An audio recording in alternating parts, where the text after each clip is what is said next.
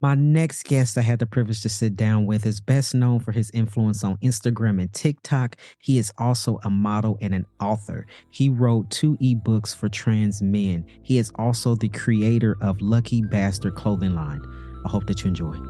Dem Bois, Dem Bois, amplifying trans men, the color voices, yeah, we here making noise, making noise, visibility equals possibility, you know we them boys, them boys, amplifying trans men, the color voices, yeah, we here making noise, making noise, them boys, Welcome to Dem Bois Podcast. I'm your host, Sean Aaron, he, him, his. My next guest is a model and author. He wrote an ebook for trans men. He is also the owner of Lucky Bastard clothing brand. So, Monroe, welcome to the show. Thank you for having me. I'm so excited to be here. Yes, I'm so excited to have you here. I can't wait for folks to get to know you a little bit more. So you want to go ahead and introduce yourself for folks, name and pronouns, so people know who you are? Sure. So I'm Monroe. I'm 24 years old. My pronouns are he, him, his. And yeah. Great. 24. I miss 24. I really do. How old are you? I am 43 years old. I'll be 44 in March. Gosh, you look fantastic. Thank you. Fantastic. Thank you. I appreciate that. You look around the age of like 28. Oh shit. No, yeah, your skin is absolutely you trying to do too much on the shit. You trying to do too much. Compared to you, I would never. I would never. I appreciate that. You know what that is about? It's about self-care, taking care of yourself and your body, and just that's all I can say. Just I take taking care of my body with pride, because there was a time in my life where I didn't have that option, and so I make sure I got my whole little face regimen. I just take care of myself, and I try to be as unbothered as possible. So, yeah, honestly, it's important. It's really important, especially when you're starting a whole new gender transition. I feel like people just skip over that fact, especially like when you're younger, and like for us as little girls, like finding a skincare routine in that way is difficult in itself, but having to like rediscover and refigure out what works for you and then succeeding at that, there's nothing better than that feeling. Yeah, in my for opinion. sure. And don't get me wrong, you're looking at this now, my face now, and got a glow and a little shine on it. It's clear and all that, but it wasn't always like that. And so I medically transitioned 11 years ago this year. And the beginning of the journey, oh no, my face was horrible, right? Your hormones are changing. I had to find what worked for me and my body. And so now I kind of have it down packed. And so now I'm good. I'm trying to keep my face looking as good as yours, because yours look good too. So you obviously doing something right as well.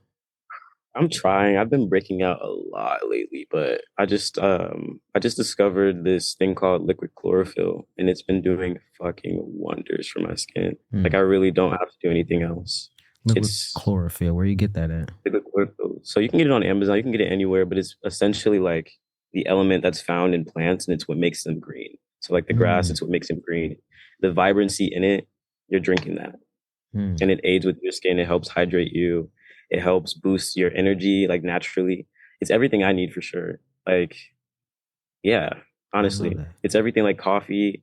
I drink coffee. I try to like keep my energy up as best as I can, but obviously that can be unhealthy after a while. I feel like liquid chlorophyll has aided in every aspect that I've personally been struggling with. But in the skin regimen, I found that it gave me a natural glow that I found that like hyaluronic acid would do. I just feel like it's a lot in one, is basically what I'm trying to say. Yeah, I get that. So what do? You just mix it in your water, or what? What do you put it in juice, or you just take it straight? How does that work? I put it in water. I like to put like 2 drops. You can put it in juice, I'm pretty sure. I've never heard of anyone like doing anything else besides putting it in water, but it's like, yeah, it's like you take a little vial or whatever, you know how like oil is, formed, and you just put it in something, and that's pretty much the basis of it. I've tasted it without water, and I feel like you can do that, but I also believe it needs to be diluted. So, yeah.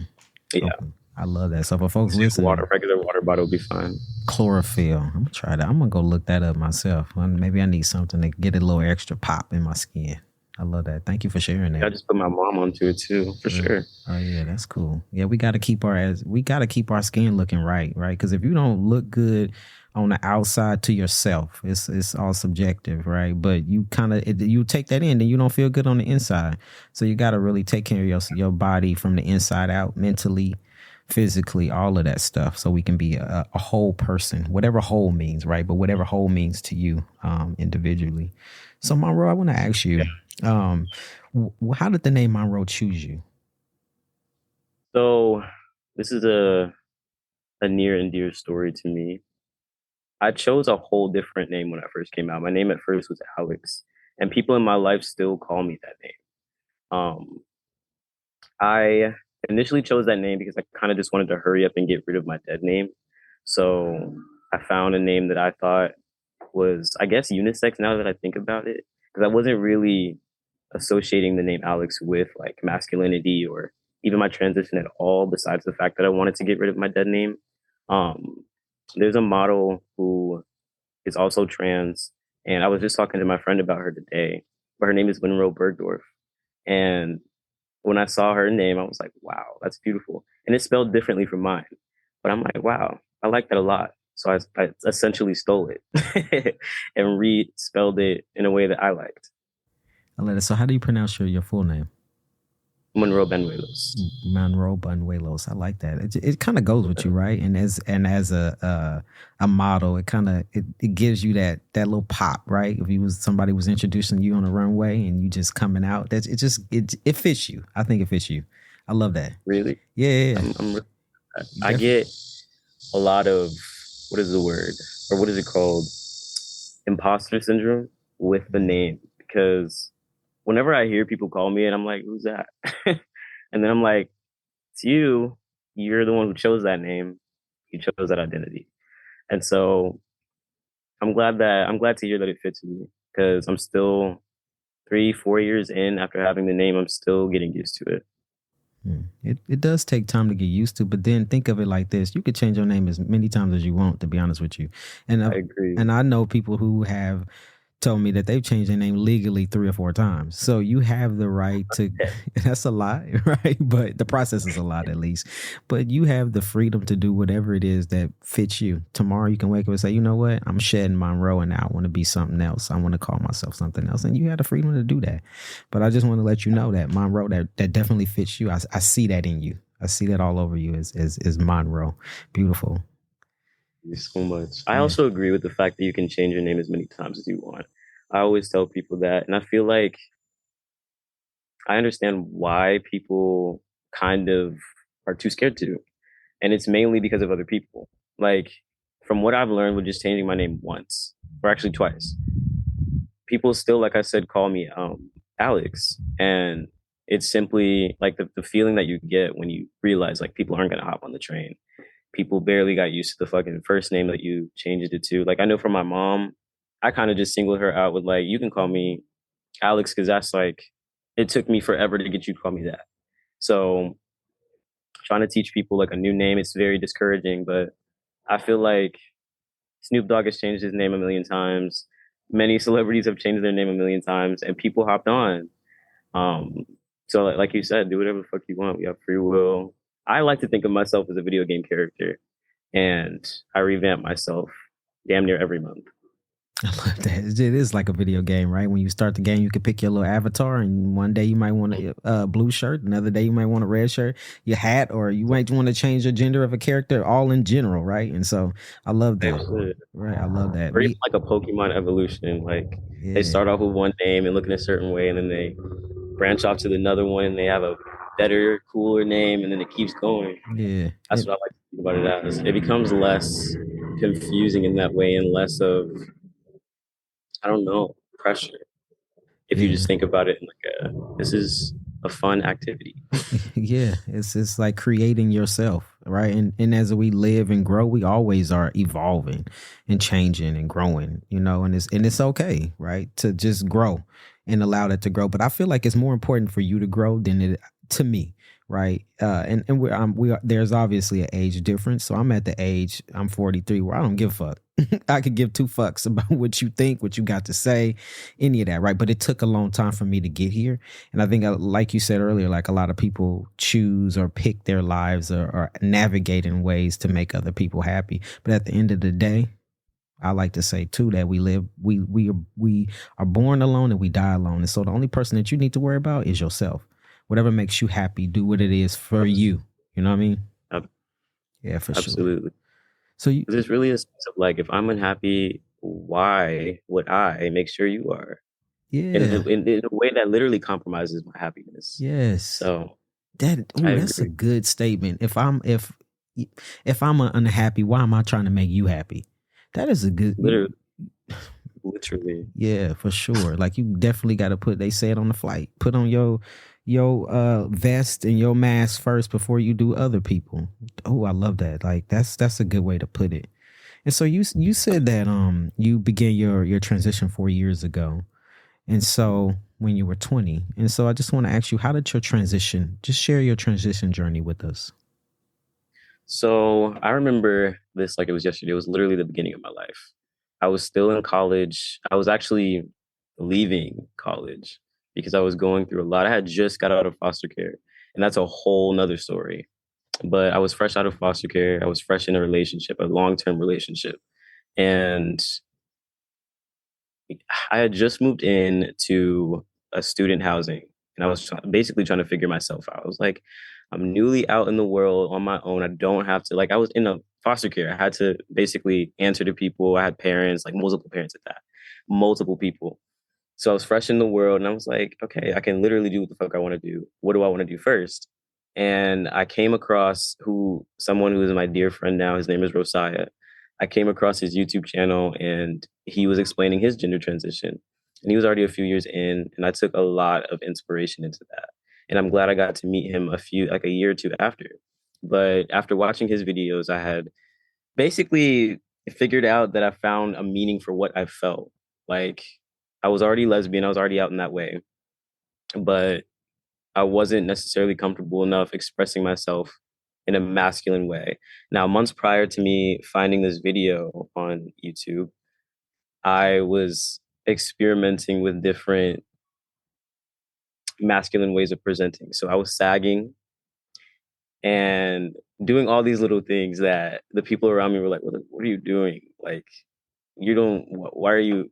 Because I was very like, I presented very feminine.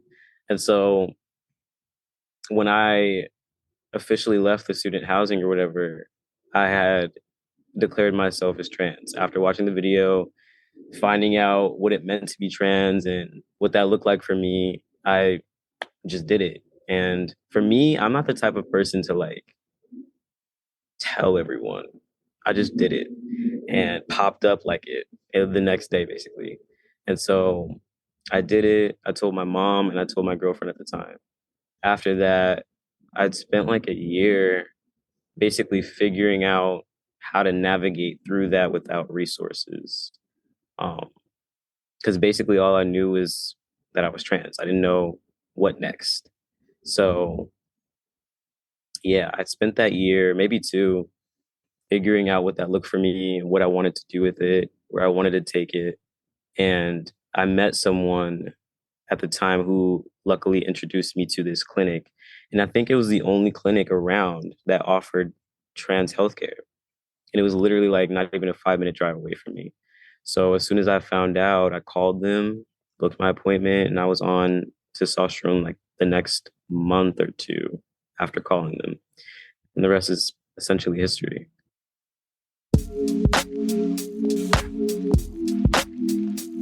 Hey, this is Joel Simu, production assistant for Dem Bois podcast. Our community keeps growing, and we'd love for you to be an even bigger part of it. Have a story that needs to be heard? A powerful moment you'd like to share? Well, we've expanded our newsletter to include more voices from our community, and yours could be next. We're looking for those meaningful snapshots of life, your personal stories and reflections that capture who we are. Think 100 to 200 words that pack a punch. Ready to share your story? Send your writing to me at joel@dembois.org. That's JOEL@dembois.org.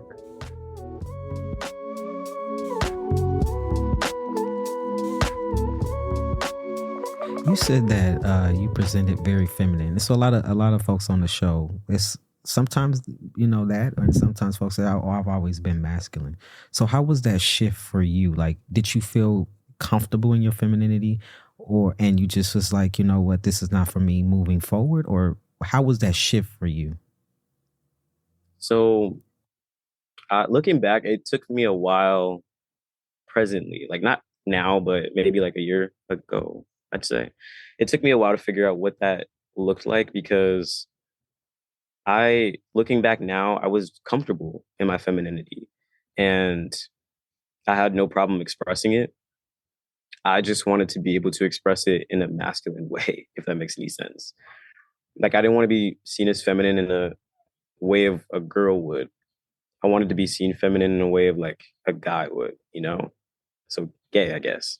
And I feel like now I'm still quite feminine. Like I was explaining this to my stepfather the other day because he didn't understand. He's one of the people who are still like grasping my transition and are on the brink of not really accepting it. But I was explaining to him the other day because he was confused as to why I still act the same way, but look different. And it's essentially like, I feel like that's the whole point of a transition. It's not to change who you are in your core, it's to align yourself better with it. And so that's what I did. I aligned myself better with it physically. I found my middle ground of this is the femininity that I want to present with. This is the masculinity that I want to present with. I combine them and it's me. And there's no in between. There's no holding back. There's no code switching. There's no none of that. This is just who I am. And this is what I'm going to do. And this is like, I had to be able to see what kind of feminine it was, not necessarily anyone else. Mm. For me, it was a sense of like, I guess, convincing myself of that and helping myself see a new perspective is the best way I can put it, rather than changing myself. Rather than changing yourself. So I'm curious to know, how did he actually ask you that question? Like, how did that come out from him? Like that. Just why like that? Why do you act this? Why do you still act the same way? Because I like when we were having this conversation, I had my nails painted. I had tooth gems in. I have one now, but I had like a whole mouthful of tooth gems. I'm just like, yeah, I'm a fashion nigga. And so he blatantly said, like, why do you still act the same? He didn't say it in a malicious way, but he's like confused. Like, that's why I was able to answer the question. Why do you still act this way, but you transition? Like, why didn't you just stay the same? And I'm like, well, because that's not who I was. Like, yeah, I acted that way and I still act that way, but I didn't look the way I look now. I'm more comfortable acting that way now because I look this way. And you ain't gonna sit over here and tell me I'm a girl because I'm not. I can just be feminine and still be me. Like I can be feminine and still be seen as a man. Whereas before, oh, that's just a girl. Like that's just it. How did he receive what you said? He seemed to understand. Surprisingly, it was a surprisingly productive conversation. I love that he received it and you explained it in a way. I'm glad that he asked that question because sometimes, we don't know what people are thinking. We think that, maybe they not cool with us or our transition or whatever, right? And it comes a time where we need to ask. And I feel like there's people, when I'm hearing you say that, it's like there's people in my life that I feel like they think of me a certain way, but they probably actually don't. They probably just got some questions that they ain't asking. And it would be simple if they ask. Yeah, I believe so. And I feel like, for one, it's not our job to figure it out if they, it's essentially theirs. You got to be, you got to man up a little bit, put your big boy pants on and be able to ask those questions without assuming, because that's really the basis of it. And I told him that. He was like, I felt uncomfortable asking you because I don't know how you would react. And that opened doors for me to be able to see the perspective of them where I already knew they like didn't understand and have already came to the conclusion that when people don't understand, they end up villainizing. And so that's when the issues come in, but confusion is fine. You just have to be willing to answer or ask questions and receive the answers and actually listen. So I was surprised that he did that. And I feel like with a lot of like other people in our lives, they're having to basically take that leap of feeling comfortable with having uncomfortable conversations. Because it's not really us. Like, I feel like we're willing to answer the questions. You just have to, I feel like the line is drawn with us when we have to come out of our comfort zone and take initiative when it comes to helping you understand. You need to be able to want to understand us in a way of taking initiative to, rather than sitting back watching and being like, so what are you? And why did you ask? Don't just sit in your head and ask. You don't know the answers. So why are you asking yourself? You know what I'm saying? Ask me. Yeah. But to be real too and honest, like some folks don't know yet, right? Because when I first began to transition and people were asking me questions, I would get angry. I had that T-rage and I was angry. Don't ask me shit. Well, because I didn't really know it for myself yet. I hadn't figured it out yet. So when I figure it out, then I'll let you know, right? But sometimes we don't know how to relay that message over in a way that's helpful to either person, right? But I want to say that for people that are curious, curiosity doesn't mean lack of respect. So just because you're curious don't mean you could just disrespect me, right? And so it's like, be curious and ask questions in a way that just gonna get the right answers for me. Otherwise, I'm gonna tell you to fuck off, right? So it's like, yeah. And I feel like for you mainly, I was gonna say for me as well, but I'm still like a baby. For you, you transitioned in a time where it wasn't really talked about widely. So you're gonna be on guard because you're like, I don't know what end you're coming from. I don't know if you're really trying to understand me. I don't know your intention with me. So hell yeah, you're gonna be on guard. I feel like we low-key have it easier now than you did. So I commend you for that. Thank you. I appreciate you for pointing that out and for honoring that fact, right? And so you're right, I am on guard. And then now as time has gone by, there are more people in my life that don't know about my past than there are people that do. And so I tend to kind of like just blend in. Unless there's a conversation that comes up where I need to speak, I'm be like, nah, honestly, you don't know who I actually am, but this is who I really am. I feel like sometimes I take that and I don't even like to say that, right? But I'm here on this podcast and I'm honest about my transition, but I feel like I've taken kind of like that stealth approach. So it's kind of like one, for my safety. And two is like, yeah, I'm not going to walk in the grocery store and say trans guy on aisle 3, right? Nah, but it's like if the situation, if I found that somebody was saying something disrespectful or somebody was misinformed and saying some stuff about trans folks that they just had no idea about, then I would say, well, by the way, let me pull your coattail real quick. Right. But you're right. And so I want to kind of like pivot because that's a good point that you made, that you're saying that you have it easier kind of than I had 11 years ago. And so you are on TikTok and you are on Instagram and you talk a lot about your transition and just videos and addressing folks with comments and all of that stuff. And so my question to you is, as an influencer, and I'm going to say influencer because you are, and anybody that, if you're getting somebody commenting on you, liking you, or even have the guts to respond to you, even in a negative way, you influencing folks, right? And so at Dem Bois, we say visibility equals possibility. And so with that, what does that mean to you? Wow. So I'm going to have to take a minute to think about that. Yeah, I know that was a lot. I'm sorry. It's an amazing question. I feel like for me, that means like branching off what I had just told you, me having it easier. I'm able to literally plaster my entire transition online and feel safe and not give a fuck. Whereas you probably wouldn't feel comfortable doing that back in the day. I feel like for me making myself extremely visible opens endless possibilities for me as far as being an influence, making a difference, and just overall honoring myself as a queer person. That's what that means to me, I feel like. And I think 11 years ago, it's not, and also that you had it easier, but we didn't have that. Instagram wasn't like it was now that it was 11 years ago. I'm like, when did Instagram? I'm like, did we have that? Like, it was like Facebook and some other stuff that probably ain't even around no more. What'd you say? MySpace. Yeah. Yeah, I don't even want to admit to that. You aging me a lot, but yeah. I was on MySpace, okay. and MySpace and even YouTube was nothing like it was before, like it is now.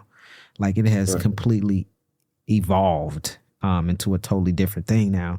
And it's accessible to folks, right? We have our devices, we have our phones. You can literally look at somebody's YouTube channel from around the world, right? So you have the possibility to reach people that never see you in other countries, or, just it's just limitless reach.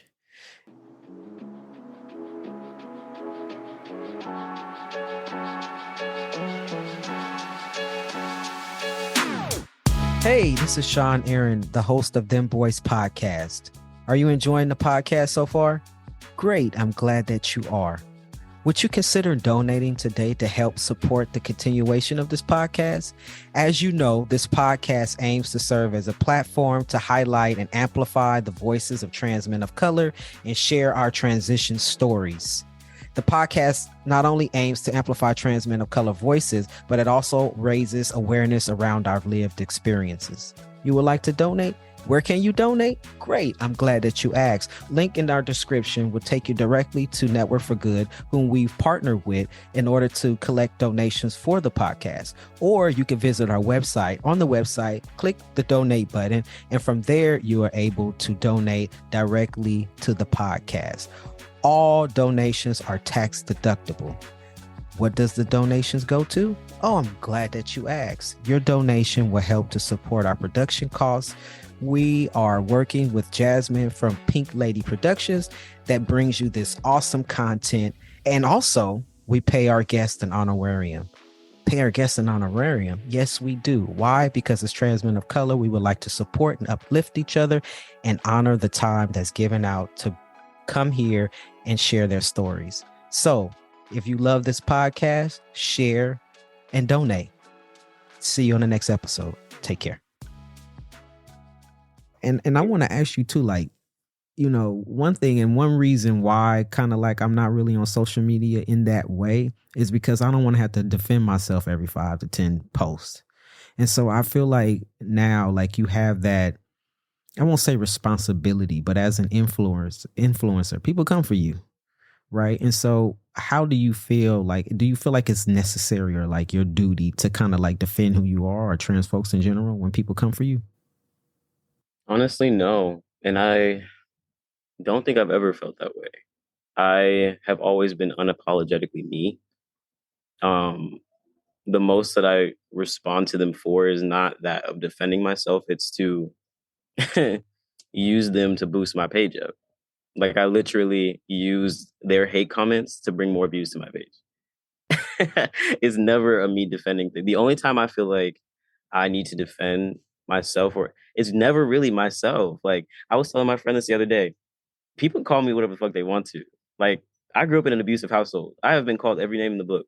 So when people that I don't know talk mess about me, that it doesn't affect me in any way. The moment that you talk about someone that I care about, or just like a person in general who's doing nothing wrong and just being themselves and living their lives, like that's where I draw the line. And that's when I make response videos. Either that or when someone needs to be educated and I feel like I can use them as an example to show everyone else. But it's never like, I always tell people, like, don't waste your breath. They're conditioned to hate you. They're literally with the society and the politics we have, they are conditioned to be that way. So you literally, it's like you're leading a horse to water and they're never going to drink it. They're like taunting you, a fake horse who's like programmed to make you think it's thirsty. Like, just don't waste your breath on it. And that's strategic marketing. And so people don't realize that they're on your page trying to talk shit to you, but you using that to feed your page and to feed your... People don't think about that. And that's one thing what I was taught. My mom always told me, if you ain't got nothing nice to say, just keep your mouth closed, right? And everything that comes to your mind does not have to come out of your mouth. I don't understand why people... I always say this on the show, like one post should not have 3,000 comments. I just feel like it really shouldn't. Like, why does everybody always have something to say? Take what you need, leave what you don't. If you don't like a post, if you don't like a person, keep the fuck scrolling. Like, why would you waste your energy to sit there and with your finger, people get courage in their little thumbs. Like, why would you sit there and comment on something that has nothing to do with your life? I don't get it. They feel powerless in their own life. They do. Say that again. So they feel powerless in their own lives. And people have control issues. I've learned that a long time ago. That's another thing. These are psychological issues that I think people are passing over because of social media. The moment that you realize it's like a psychological either deficiency with these people or just an overall lack, then you feel sorry for them even more. And it's never really like oh, you hating on me, da da da. It's more so like oh, you don't understand because you don't have that, you don't have access to that education, or you just were unfortunate in that way, and you weren't able to, have the people around me that I do that were able to uplift me and educate me in that way. And so I guess it just becomes easier to be like, do you, but you helping me build my page up in the meantime. Yeah, it's Because like they end up commenting more. Like, it's just so weird. It's like it's a weird marketing thing. It is, yeah, but I never really took it like that at first. But after I realized, I was like, y'all are actually commenting more now instead of like being pushed away. It's so weird. But it's yeah. like whatever. It's like a fuck They you gonna and do thank it, you at the same time. literally, and they don't even realize it. Yeah, that's wild, man. That's so wild to me. And I think too, it's well, I won't say generational because it's folks my age and older on social media saying dumb shit too. So I can't even say it's generational, but it's just how you choose to expel your energy. And I don't choose to expel my energy in that way. And I honestly don't believe in tearing somebody down. And I also came from an abusive household. And so I know the power of words and what that means when you say things. So I'm very intentional on what I say. And so why would I break you down? Like, I don't even know you.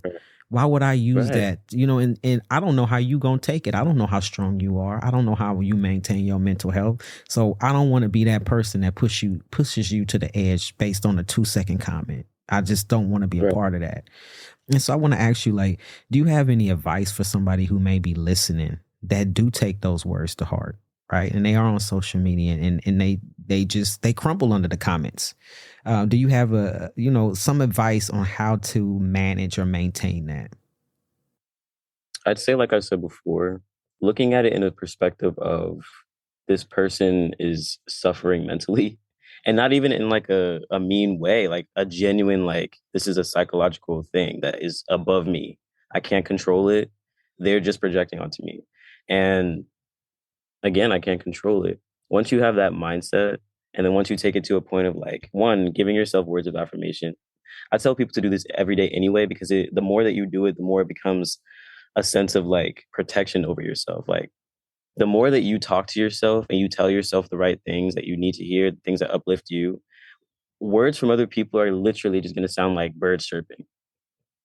The more that you talk to yourself, if not like the same amount, if not more than other people do, again, it'll be literally like birds chirping. You mix that in, and then you just overall, like, for me personally, being in an abusive household and just being in the spotlight for so long, I guess, aided in being kind of detached, and just I don't get as affected. So I feel like having tough skin is important as a minority overall, whether you're trans, LGBT overall, or just Black or POC.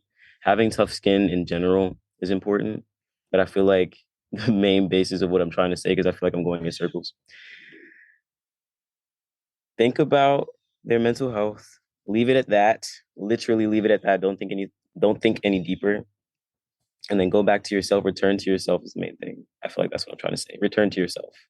Return to yourself, talk to yourself, and remind yourself. After that, I feel like it'll be fine. I hope I explained that in a Yeah, that was good. beneficial way. So when we talking about mental health, right? And so sometimes, we human, and that's not to say that everything that you read or hear just rolls off your back, right? Because we human and sometimes we internalize things. And so how do you take care of your mental health? Ooh, a lot of isolation. A lot of isolation. I feel like social media aside, the influence of like the outer world can be so tough. So tough. So I feel like taking time to sit with yourself, get your own opinion, your own advice. Because 9 times out of 10, like, you have the answer.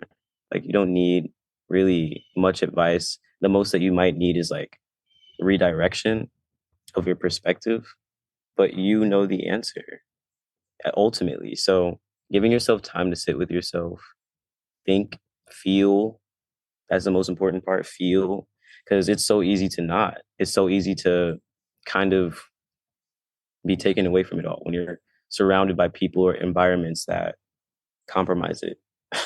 So that's the main advice I could give to anyone, is just sit with yourself, see how you feel, see what you think, see what your opinion is, and go from there.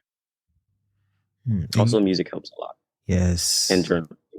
Yes. Music is my therapy. I go to therapy actively every week. But music, I love that you said that, because not too many people say that. We say journaling is great, and I should journal more. But music, that's it.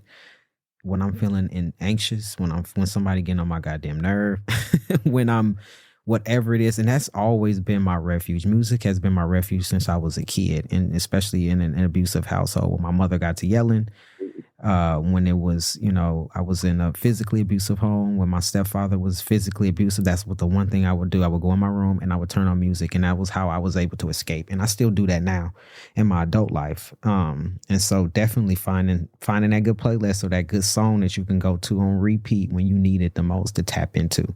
I think that's some really good advice. That's really good. It's so interesting that you brought that up, because, well, for one, I can relate in having an abusive stepfather. Like, that's just the one I was just telling you about. Being back around him has been so mentally draining that I didn't even realize I do the same thing that I did when I was younger, as far as like using music as an outlet, or just like the voice. I've learned the voice, not of other like main like general people, but the voice of certain other people is really comforting to me. Like, whether it's a podcast, a story time, music, just someone's voice talking me through it, basically. Not in a sexual way, because I feel like somebody's gonna take that sexually, but talking me through the period that I'm in that moment, I've found to be very, very, very beneficial. Is there any go-tos? Like any go-to things that you listen to? Artists? I listen to genres? a lot of astrology videos. I feel like they offer a lot of guidance and insight into what I'm going through internally and what I'm going to go through in the future, as they talk about like upcoming transits and stuff like that. There's a specific astrologer that I watch. Her name is Beyond the Veil Tarot in astrology, and she is spot on. Spot on. Is this on YouTube or? Mm-hmm. Okay. I'm pretty sure she has a podcast version as well on Apple's, on pretty much any platform, actually. Okay. I'm going to make sure we link that into the show notes. So for folks that's listening that kind of want to do what you're doing or try it out, they can kind of pick that up. That's kind of cool. I know that my go-to genre right now in my life, I like all kind of music, except I can't do country and I don't do gospel. Those are two I can't do. But I listen to rock, heavy metal, jazz. I listen to it all, but right now the genre that is my go-to is Ambiano music. So it's like that South African kind of dance hall type music. And I don't understand the language, but I feel like I'm in another place. I feel like internally, like my ancestors are just like internally in my spirit. Like I kind of can vibe with what they're saying. And so it allows me to kind of like enjoy and tune in and dance and rock my head and drown out all that outside noise with that type of music. And so that's been my go-to for probably about the last 2 years or so. So I kind of stay away from songs with lyrics that I understand, because I feel like it get me to think too much, and I don't want to think too much. I just want to step away from the outside world and just enjoy and just listen to music. So that's my go-to at the moment. So you're a feeler. You like to feel the music. Yeah, I like that. Yeah, I rock with that. I feel like lyrics definitely do influence you. Like I had to like basically get myself to realize when certain songs were making me feel a certain way, because I feel like I'm an empath. So it's very easy for me to be influenced by certain things and like take certain feelings on that aren't necessarily my own. So I totally understand you not wanting to be surrounded by lyrics as much. Definitely. You have to be really intentional with what you like hear. And plain old music, you can just feel it and like vibe with it. And honestly, like with the ancestry, it's such a ritual, it's such a ceremony. They're dancing with you, I like to think. Yeah, for sure. And you're right though. Music do affect your mood, because I know sometimes if I was listening to, I don't know, I'm just gonna throw something out there, but if I was listening to rap and it was some I won't say raunchy, but like rowdy ass song. And I'm like, why the fuck am I going 95 and weaving in and out of traffic? Oh, it's this damn song that got me feeling my damn self. I ain't even got nowhere to go. Why am I driving crazy? So sometimes I have Right. to realize that, like, no, Sean, go ahead and put some calmer music on so you can calm the fuck down so you don't crash. But I want to ask you, what does community look like for you? Like, where is your support system right now? I'm still figuring out what that means for me. I have a very, very, very, very small tight circle. And I feel like I'm still learning how to get comfortable with opening myself up to community because I'm very protective of myself, especially after this past year. And so I feel like what community looks like to me is just overall support. Like you don't necessarily have to connect with a person on a deep level to consider them a part of your community. I feel like community is just like-minded people. It's people who are going through things similar to you, and it's people who are willing to connect and understand you, and vice versa.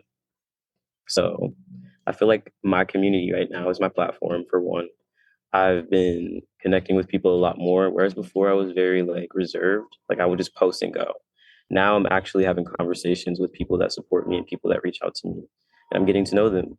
And I feel like, yeah, that's community to me. Because I feel like those people, like, yeah, they're supporters. And I feel like a lot of people who start social media kind of detach themselves in that way, but they're still people. And they're the ones who support you in the end. So I want to take my community to a point where it's not like they're a fan. Like we're friends, we're supporters of each other, we're brothers, we're sisters, you know? Like I want to offer and extend as much support as I can and same for them. I feel like that's what community is, like equal give and take, equal support, equal love. Hey, this is Joel Simu, production assistant for Dem Bois podcast.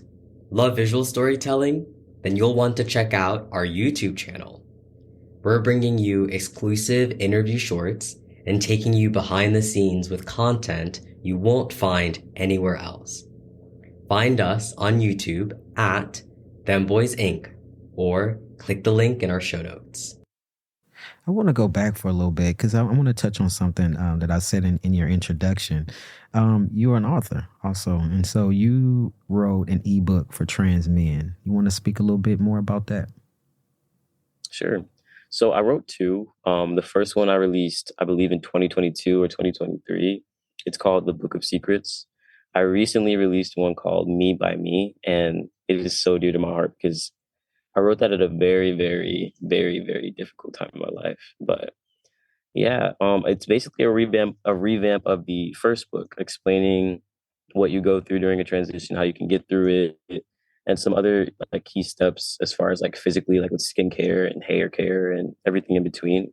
It's where you can feel physically, you know, good about yourself, mentally good about yourself, spiritually. I feel like it all ties in together, basically. So because I feel like it all ties in together, I decided to put it all together. Is a simple way I can say it. So where can folks pick that up? They can get it on my website. It's every social media that I have. You can just click the link in the bio. And they can pick that up. Amazing. I love it. And so, Thank you. yeah, so so this is the part of the show where I like to ask my guests a random ass question. And so my list is always growing. I have 53 questions now. And so just pick a number between 1 and 53 and I'll read you that question. But I want to say that this season I'm doing something different. So I want you to take one and leave one. And so you answer one question and then leave a question for a future guest to answer. Okay. All right. I'm gonna pick 44. Number 44. Is there a reason why you pick 44? It's an angel number. Got you. Okay. I'm like, you know this question? Okay. No, but number 44 says, what do you like to do in your spare time? As of lately, I've been, and it sounds so cliche, but I've been working on myself. I have been doing everything that I want to do.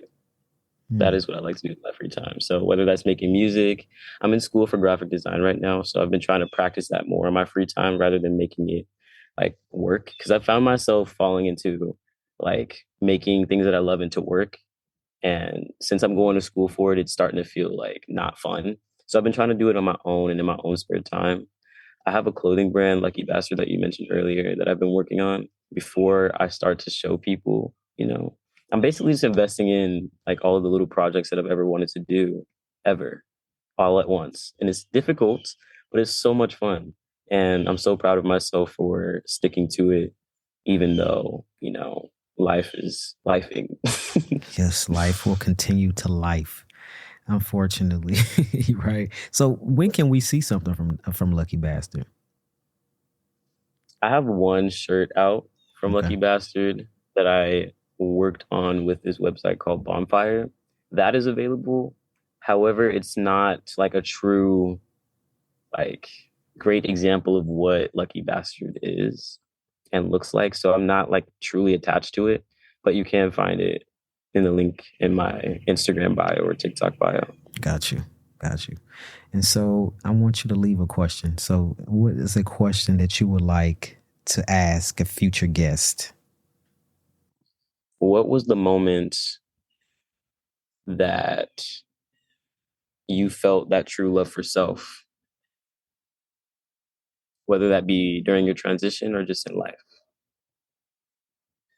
Yeah, what was the moment that you found like you realized like, yeah, I finally love myself, or wow, I love myself. Whatever that looks like for you. That's a that really moment? great question. I'm gonna ask you, when was that moment you found your true love for self? I feel like I found it when I realized that I was the person who kept picking myself back up. I don't know when exactly that was. I can say it was around like maybe 2 years ago. But when I was in a rut, like a really bad one, and even now, I realized that I was a person who was not only strong enough to, but always was the one to show up. And that's how it should be. I was like, wow, like I never really gave up on myself. I was the only person who never really gave up on myself, who's always here, who always found a way to show myself the light. I love myself for that. Like I really do. I love myself for staying loyal to myself and being devoted to myself. That was when I realized I was like, wow, I'm really like locked in with myself. I love that. And does it get better? That love for yourself, does it get better, or do you kind of like it hits that plateau and you just keep nurturing where it is? It has its days. It gets better, it gets worse. I feel like it all depends on the perspective. Energy fluctuates so rapidly that you can feel that way 1 second, and then literally like 2 minutes later, you can feel the complete opposite. I feel like it's up to you to maintain that intention towards yourself and that unconditional love. I feel like when you have unconditional, like true unconditional love for yourself, it's easy for it to remain balanced. But when you have a conditional love, of course, like it's gonna fluctuate because you have conditions.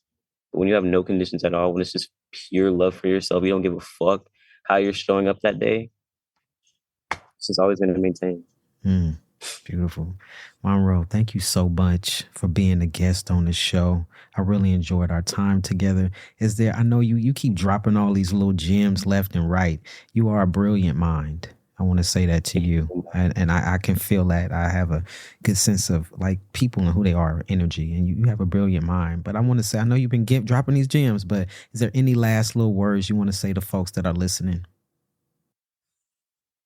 I'd say take whatever I said that hit for you, take that and stick with it. Like, don't just listen to this and be like, oh, I felt that, I'm going to do better. And then do the opposite or do nothing later. Actually take whether it was what I said or what he said, stick with that and think about it, hold on to it and use it to be the best version of yourself, and a version of yourself that you would never, ever want to let go. Oh, absolutely. Visibility equals possibility, you know we them boys, yeah. Them boys, yeah. Amplifying, transmitting color voices, yeah, we here making noise, yeah. Making noise, yeah. Them boys, yeah. Them boys.